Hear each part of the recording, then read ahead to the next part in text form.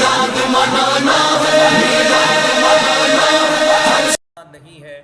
بالکل اسی طرح ماہ ربیع الاول کی آمد ہے، کائنات پوری سجی ہوئی ہے، اس لیے کہ کائنات کے دولہا حضور نبی اکرم صلی اللہ علیہ وسلم کا یوم میلاد ہے۔ مبلغین اپنی تبلیغ کر کے پیارے آقا علیہ الصلوۃ والسلام کی بارگاہ میں تحفہ پیش کر رہے ہیں، مصنفین مختلف کتابیں تصنیف کر کے پیارے آقا علیہ الصلوۃ والسلام کی بارگاہ میں تحائف پیش کر رہے ہیں، شعراء اپنے کلام کے ذریعے پیارے آقا کی بارگاہ میں تحائف پیش کر رہے ہیں، ادباء اور ادیب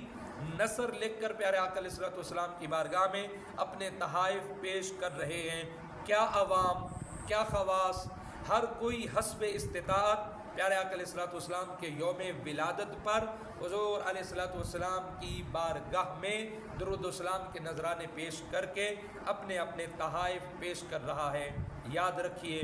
ہر کلمہ گو اسلام کا سفیر ہے۔ جب پیارے آقا علیہ الصلوۃ والسلام کی دربار میں یہ خبر پہنچتی ہوگی کہ حضور آپ کے فلاں امتی نے آپ کے کردار کا نمونہ بن کر لوگوں کے سامنے اپنے آپ کو پیش کیا، آپ کی سیرت اور کردار کو اس طرح اپنایا کہ جب لوگوں نے اسلام کی تعلیمات کو دیکھا، اسلام کی تعلیمات کو سنا اور اس شخص کو دیکھا کہ جو سراپا آپ کی سنت میں،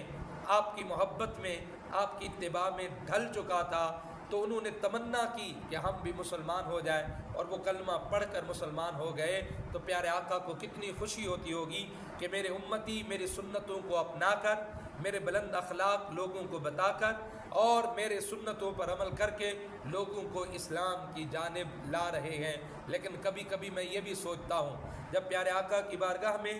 یہ خبر جاتی ہوگی کہ حضور امت تکلیف میں ہے،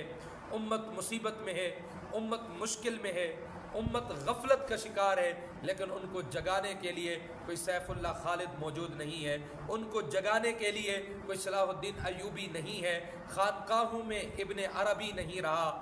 اور مدرسوں میں رازی اور غزالی کا فقدان ہو چکا ہے، تو پیارے آقا علیہ الصلوۃ والسلام خوش نہیں ہوتے ہوں گے۔ پیارے آقا علیہ الصلوۃ والسلام کو تکلیف ہوتی ہوگی، اور کچھ اور لوگ بھی ہیں جو حضور کے دربار میں